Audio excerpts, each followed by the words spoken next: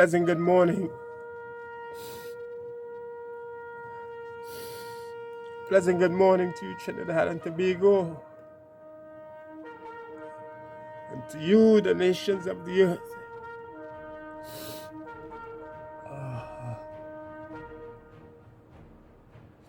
My name is Deryck Mason. I'm your friendly intercessor, aka God's General.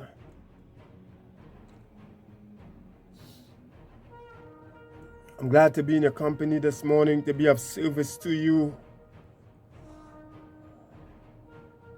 This morning, I'm convinced that the Lord, He wants to speak to us. Oh, Jesus. Thank you, Lord. Thank you, Lord.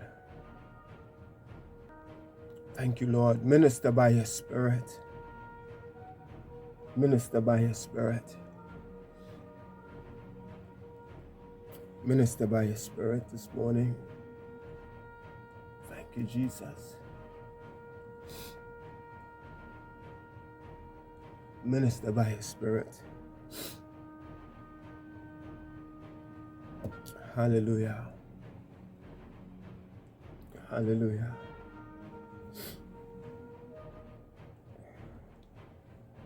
Trinidad and Tobago world. I'm convinced, I believe that the Lord has been speaking to me. Church, listen well.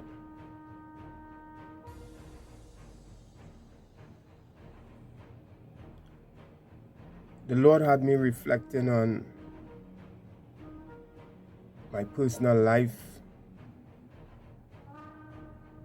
and the things that He have brought me through, the things that He have forgiven me of, and where He has brought me to, and where I believe He intends to take me is His intention. I have to be willing to attain to that place. And it's all for His glory. It is not for my show, it's for His glory. And in the reflection, He caused me to look upon some of the things that He would have spoken to us as a world, as a nation, as a church. And I'm seeing where we have taken a lot of things lightly. He took me back to where He would have spoken to governments. And His words was ignored. Some received it. Bless the Lord, and they're in a better place today because of their obedience. But some did not. And if we see the state of our nation in a particular place where it ought not to be, it's because somewhere along the line we just did not listen or obey the word of the Lord. No matter who we are in leadership, I know it's tough at times weighing out what is from the Lord, or if the Lord had spoken. And some of us could have a hard time making decisions because as some leaders, we tend to want to please everybody. But there's only one person that we really have to please, and that's God. And being in position, there are decisions that you would have to make. You need to make those decisions according to what God requires of you. And he caused me to see where things have been said by our prophets, and we are reaping certain repercussions today because we have not taken heed. And that's all over the world. And if it's any person's supposed to be listening to what the Lord says in order to be saved, in order to be in a better place, is the church. And our voices have been ignored by some.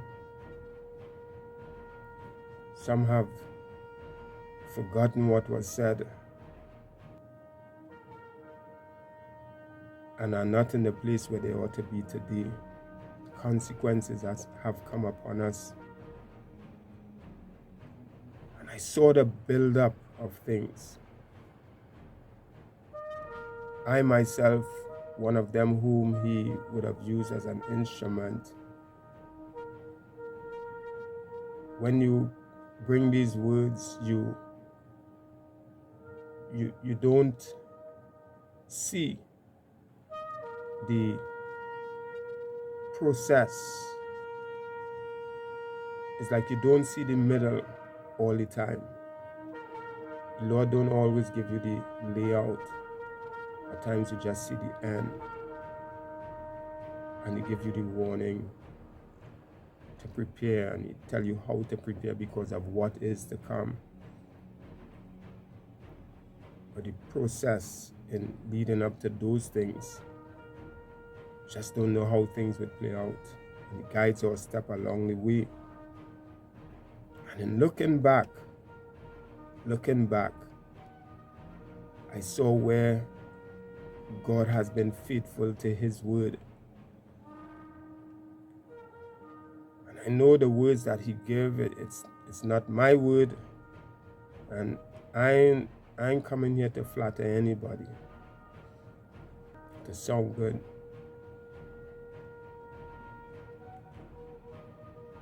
Those are his words that I'm trusting that he's speaking through me to you, the world, the church at large, and at times specifically for my nation, Trinidad and Tobago. I've seen where he would have warned us about our economy, putting things in place. I saw it just building up since 2014, 15, coming up.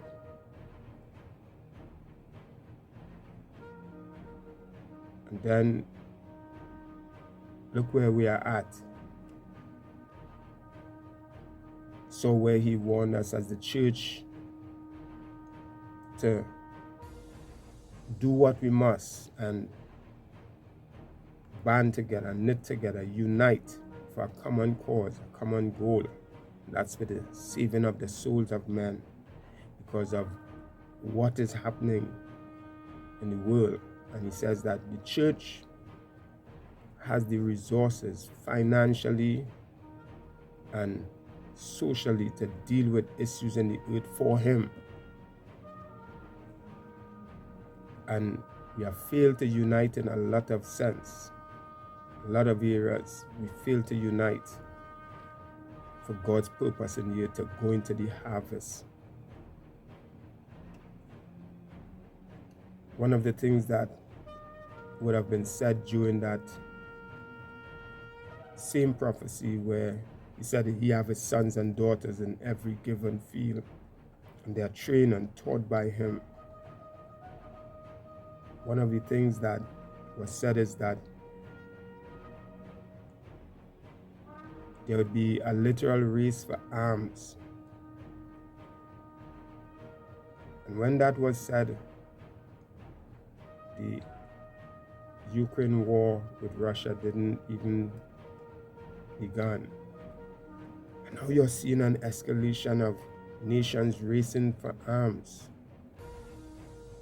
to reinforce their military and weaponry.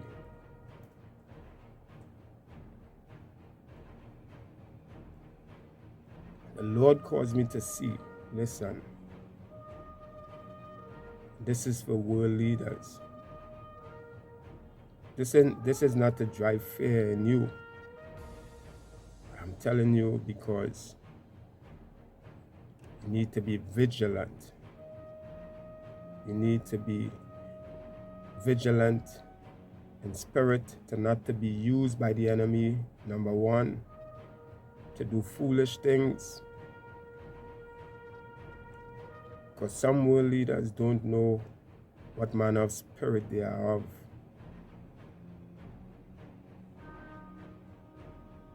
They're being used by the evil one to commit atrocities in this world. Principalities governing their lives.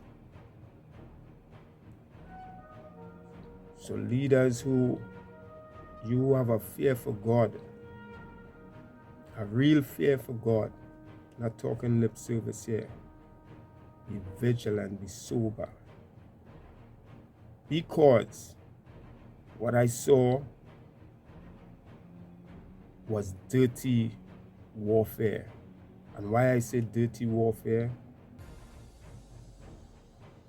and again, this is not to drive fear in you. This is to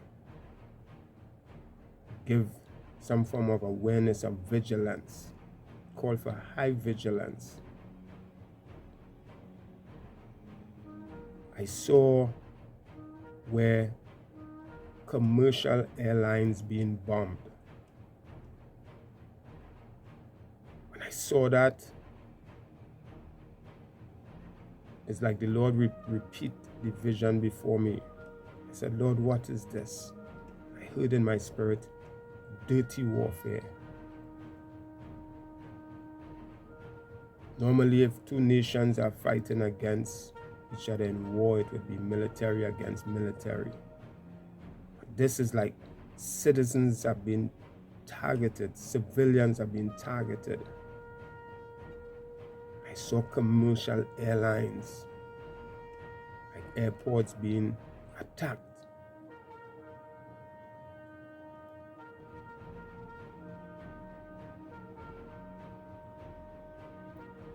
Planes being blown up, commercial airlines.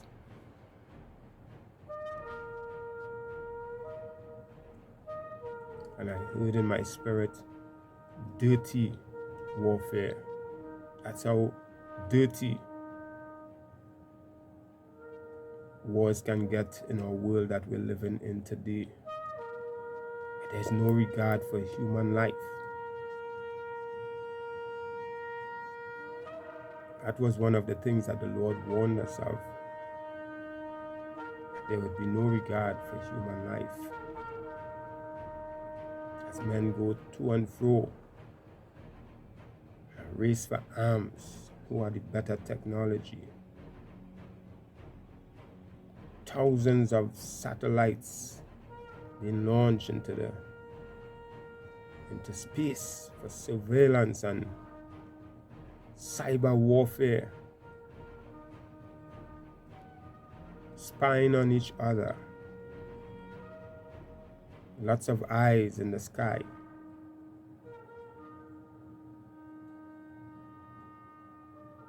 But church, what do we do? What should we do?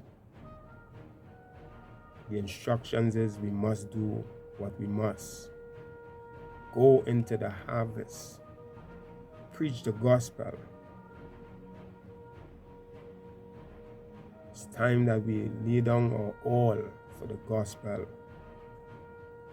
Come out from among the four walls and share Christ. God has put us in every given field, whether it be in government, whether it be in public service. He says, I have my children in every given field, whether they are scientists, engineers, pilots. He said he have equipped his church to do what they're supposed to do, and we need to do it. The next thing that I've seen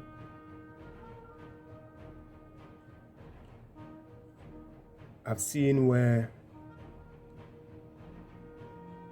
children, Lord showed me this recent as this morning, the enemy using teachers. Not all teachers are teachers. Using teachers to drive fear into children, to breed spirits of terror in them. And who you expect to school your children in the way that they should be schooled is like children being terrified. I saw where teachers actually driving fear, torment into children, terrifying them, actually breeding fear. And they are telling them to fight back with their books. It's like they are just promoting the education part alone, but there's no values that comes from God's principles.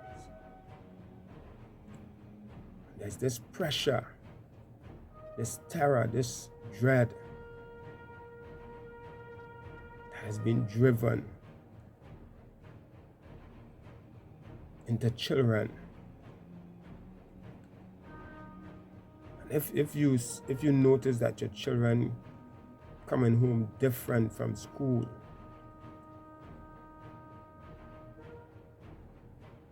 you need to take serious note and do what you must. Because your duty as a parent is to take time and instill godly values and principles in your children. You are the first teacher to train up your child in the way that they should go. Some of us have left that to the hands of teachers, caretakers. Our responsibility is to teach our children the word of God, teach them godly values and principles. We have been busy, say we're doing ministry and we neglect ministry home. Busy, say we in prayer meeting and we don't pray with our children. Leading prayer and our children can't even pray. Preaching and our children don't even know the word. We neglect our homes, which is our first ministry. Failing to teach our children.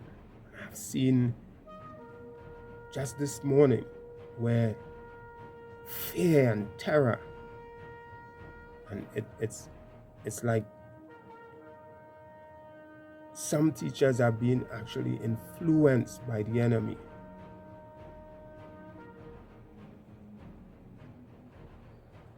They may appear one way, but they are agents. Now, this is not for you to label people just like that, because people are not the enemy. Is who is influencing. It's not everybody have self-control to be used by the Lord to do good. Some people give in to the enemy. I don't look behind the scenes. So don't go and target no teacher here and make confusion with the teacher. Get it right. See the spirit that is operating in the atmosphere in these end times. Observe well. It's not just in our nation here, Trinidad and Tobago. It's all across the globe. So I'm speaking to the world now. The enemy's intention is to drive terror and fear, because fear had torment. Teach your children love. Perfect love casts out all fear. Show them who's the perfection of love himself, Jesus. Spend time investing in your children, because the types of spirits that is being released out there in the world today, they're after the next generation. My wife and another minister, just the other day, they went out to treat their hair and these things. And they said while there, the radio was playing and they hear a song, a particular artist, soca artist, and the words caught their attention. The words were, they related to me, the words were, when you hear the spirit call, answer. I say, what? I say, I go and look into that song. And it's not because I just listen soca. I don't know where your warfare coming from. Can't be ignorant of the devil's devices. He will take advantage of you. So we Google the song and we listen to it. That song is being released. It's already released. It's released for Carnival this year. When the spirit call, answer. What spirit is that? That is not the Holy Spirit. And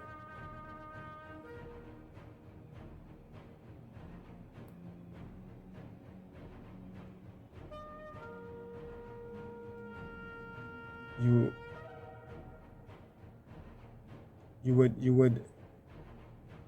would think that when men do things, they are just doing it for doing its sake, or for entertainment, or for culture, as we would put it. But I overheard a couple times that they labeled this carnival as the mother of all carnivals. These are the type of songs that they're releasing. So it's like the summons in. And if you answer such a call with you and your children and you're going playing kiddies carnival and all them things, trust me, because then you might want to end up in church. Because the enemy's intentions is to release spirits of torment and fear and dread.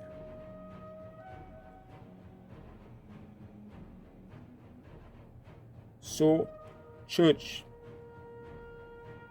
it's our duty to go into the harvest. This is the end time, and we must reap the end time harvest. Because the enemy have beefed up his game. And we must keep the line drawn and fight this fight.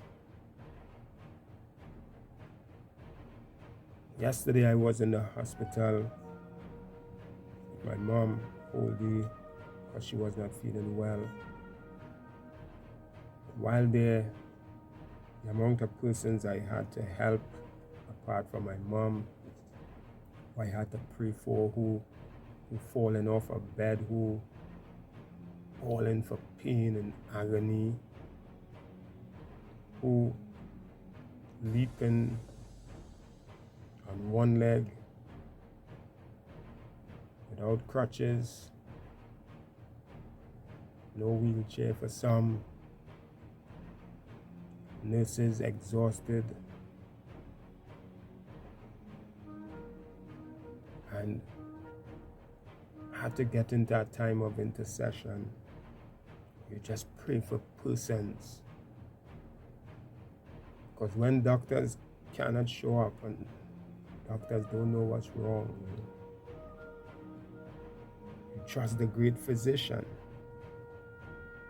Person started agreeing. So I spent about 14 hours at that hospital, and so families came in praying for their loved ones because of critical accidents and these things, joining with them, sing. You'd overhear wordsmen talking, or persons who passed away. So some people who went in didn't make it out. Yesterday I sat there and in my spirit I said, Lord, we are vulnerable as human beings without you. We are like sheep without our God to the slaughter. We need our God. It's no time to be living any and anyhow. So that's the word of the Lord to us, which I'm convinced that the Lord has shown to me. 30 warfare where civilians are being targeted.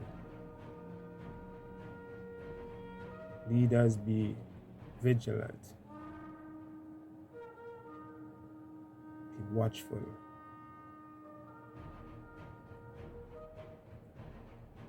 Saints, we were given that instructions to watch and pray, to be sober, to be vigilant, because our adversary, the devil, is as a roaring lion, seeking whom he can devour. But Father, in the name of Jesus,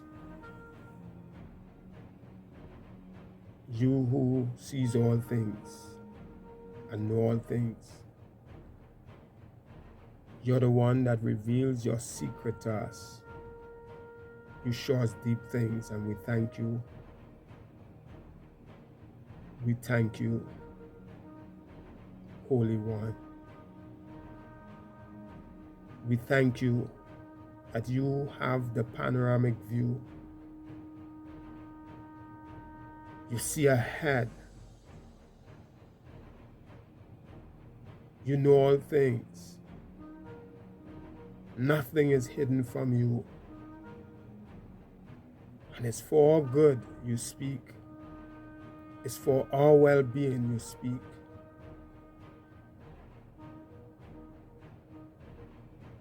Thank you. And so, Lord, today,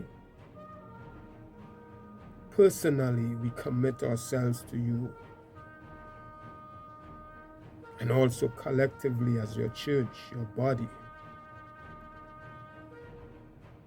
We ask that in this season of our lives, you would purify us. Forgive us of sins and transgression once more. Purify our hearts. Forgive us of our pride.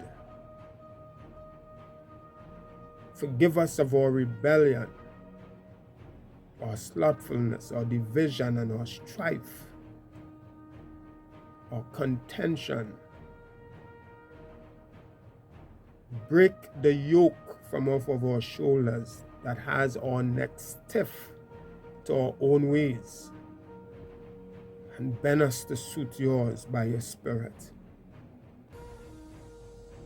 While we do our own thing, the world is dying. You have commissioned us to go, and we stayed. We remain within the four walls. We are concerned about our own business. We have become fearful to leave our homes. We have become selfish, and we have ignored the commission that you have given unto us. But today, we just may be part of that remnant, the few laborers who are saying yes. We're saying yes. Yes to your call upon our lives. You said those that must follow you must be willing to lay down their lives, take up their cross and follow you. It's all about you, Lord. We are vulnerable without you. A sheep to the slaughter without you. The cries that I saw coming from lies, that was just but a fraction. How much more those that are in war zones and places of famine and drought and crisis, those that are in exile, how much more those that are scattered throughout the ends of the earth.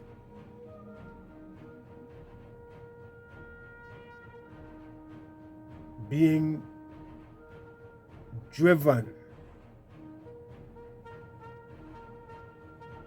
by many atrocities, the human agents of the evil one.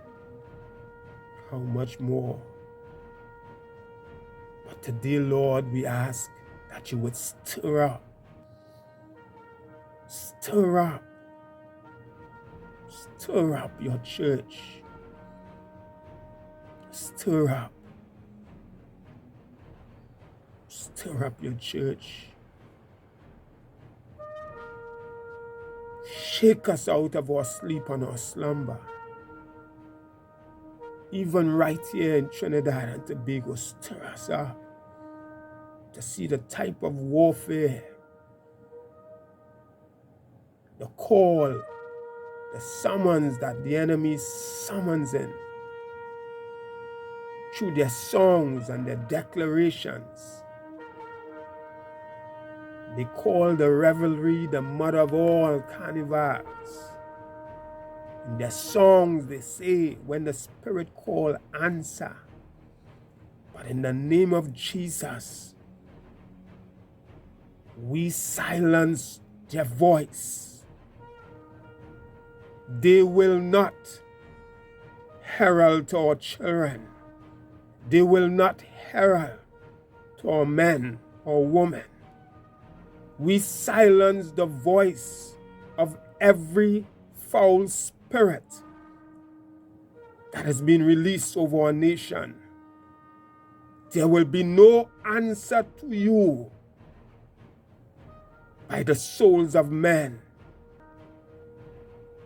When the Spirit of the Lord call, it is He they will answer and no one else. Speak, Lord, by your Spirit. Speak. Silence the voice of the enemy. Shut him down. It is your voice that breaks the cedars of Lebanon. It is your voice that is as a hammer, your word that grinds the rock to powder. Speak, Spirit of God. Speak to hearts. Shut up the voice of the enemy. Rebuke such contrary spirit in the name of Jesus that is sending out its herald cry, call for revelry and immorality in our land.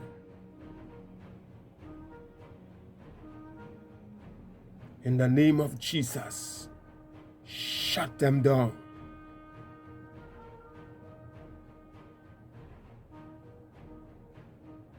It's your duty, church. Warn your neighbors, warn your relatives. See, this carnival, warn people about this carnival here. Government leaders,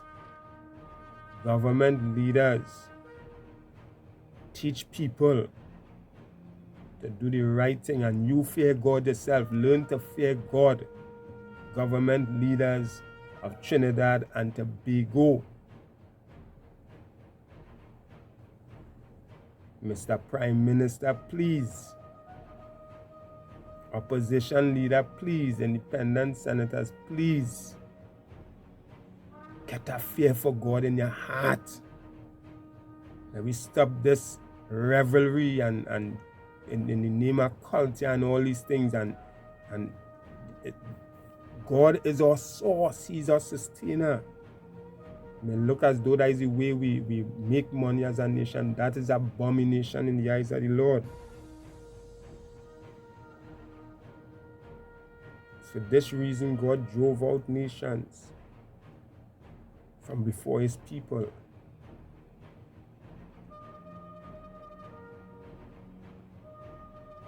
Be real. Get real with God. Have a fear of God. Shut down this abominable thing. You see this carnival, all be careful. Warn all the children, warn all the parents, friends, warn them.